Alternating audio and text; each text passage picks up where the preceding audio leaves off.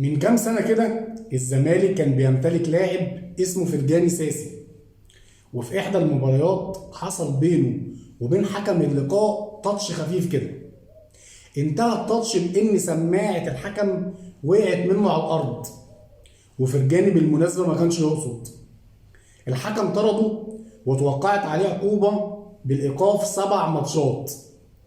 وفي ناس أفاضل قالت إن فرجاني المفروض يترحل عشان أهان مواطن مصري، والعقوبة اتنفذت ومحدش اعترض.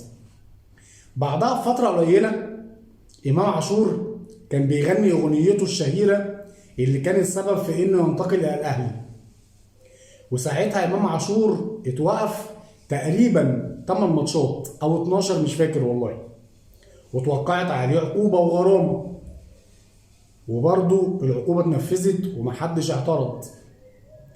بعدها برضه فترة مش كبيرة الزمالك كان بياخد الدوري، وكابتن الزمالك الأباتشي شيكابالا قال للأستاذ أحمد مجاهد أنت أهلاوي. بس ده باعتراف الأستاذ أحمد مجاهد. شيكابالا ما اتطولش، ما شتمش، ما ضربش، ما كسرش كاميرا، ما ضربش حكم، ما عملش أي حاجة. قال لي لأحمد مجاهد أنت أهلاوي. شيكابالا ساعتها اتوقف 8 شهور، معرفش ليه، تقريبا اعتبروا أهلاوي دي شتيمة. وبرضه العقوبة اتنفذت ومحدش اعترض.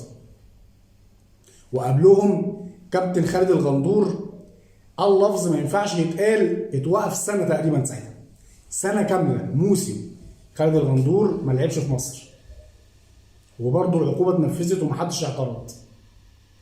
عايزين بقى نشوف العقوبات اللي هتنزل على لعيبة الأهلي بعد ماتش سيراميكا، لأن في بعض اللعيبة عملت حاجات وقالت كلام المفروض يوصل لحد الشطب مش الإيقاف بس.